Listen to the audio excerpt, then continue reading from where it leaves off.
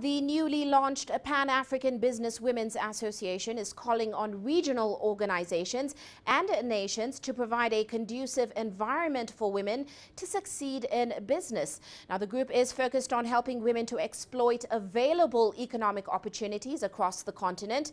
The Pan-African Business Women's Association is keen to address the lack of skills amongst women in informal trade, technology, media, mentorship, and research.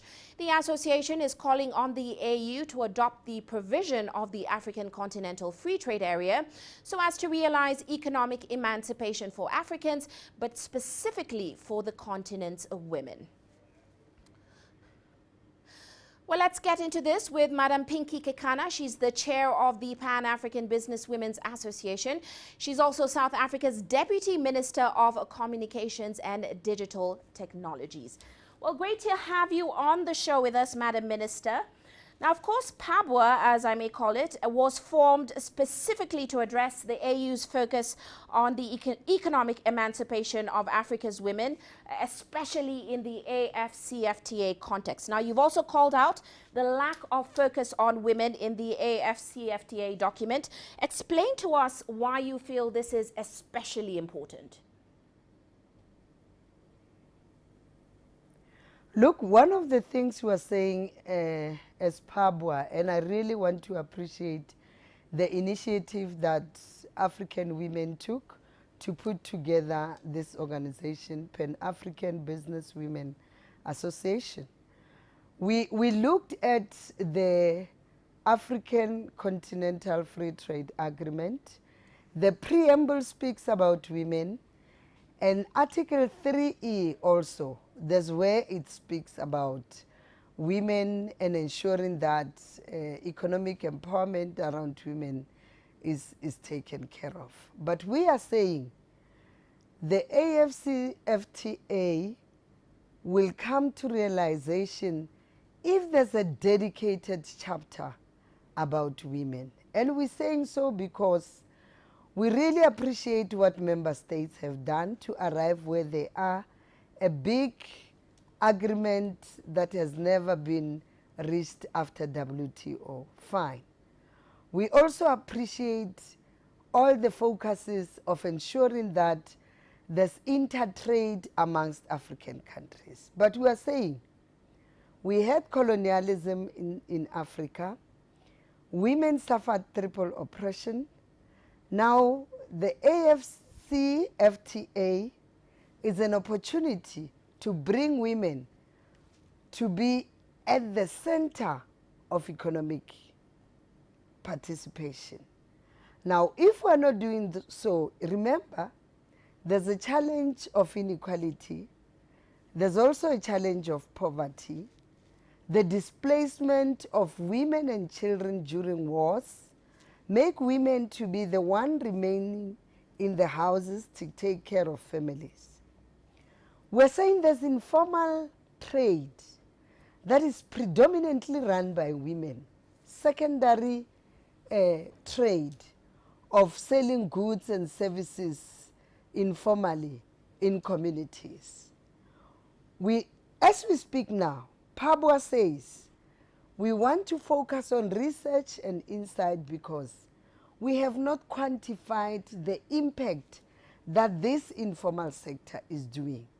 And me and you, Uche, know that today we are graduates precisely because our parents were able to sell smaller goods and services to take us to school before the issue of free higher education, free education from primary to higher education came into being.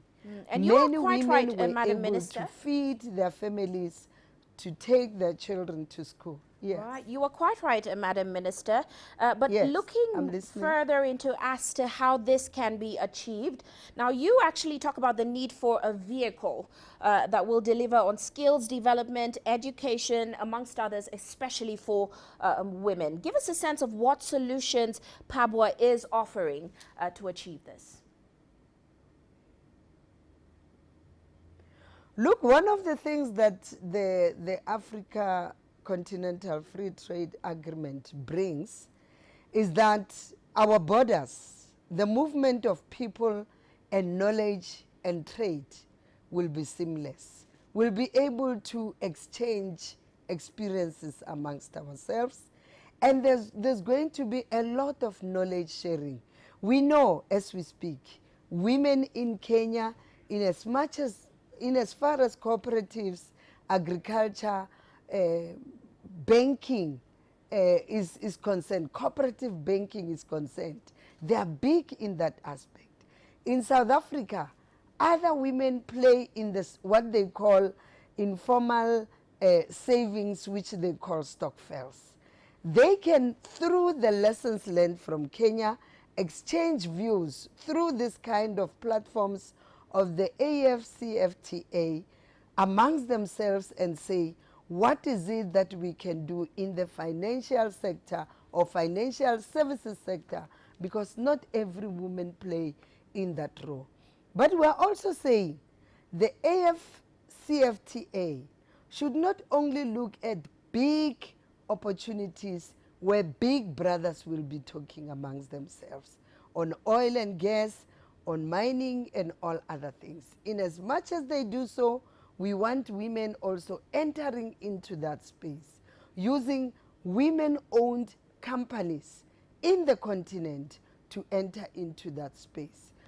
There are women already, however small, in those sectors, but now we need to expand on those. So we are saying, let us not be spectators in all these things, whether big economic activities or small economic activities of informal trade. We want to be formalized, we want to be taken care of. But we are also saying, now Pablo let's use this sorry to interrupt you, Minister. Of the President of South Africa. Sorry to interrupt you, Minister, but Pablo is actually taking on this task in several ways, as you've mentioned. You also mentioned the need, taking on the task of research and data collection on women's participation in the formal economy. Pablo is actually partnering with Bloomberg to achieve this. Can you give us a heads up on how far you are with that task? Because that's a crucial part of moving this forward. One of the things that Bloomberg picked up, it's when we were saying there's no data that speaks on the successes of this informal trade that women are involved in, where we can be able to say this is research, this is how far women are on some of these things. There's missing information around that. And Bloomberg says, we are committing. That's the commitment they did on Saturday when we were launching Pabwa.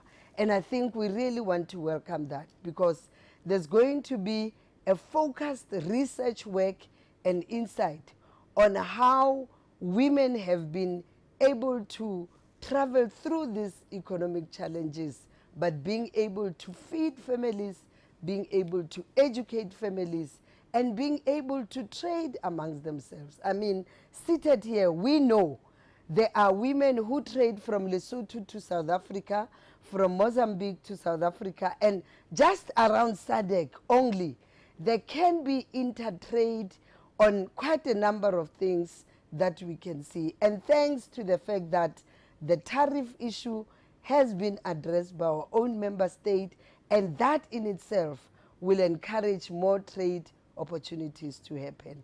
But we're saying, let's upscale some of these things amongst women-owned businesses using the platform of the Africa Continental Free Trade Agreement.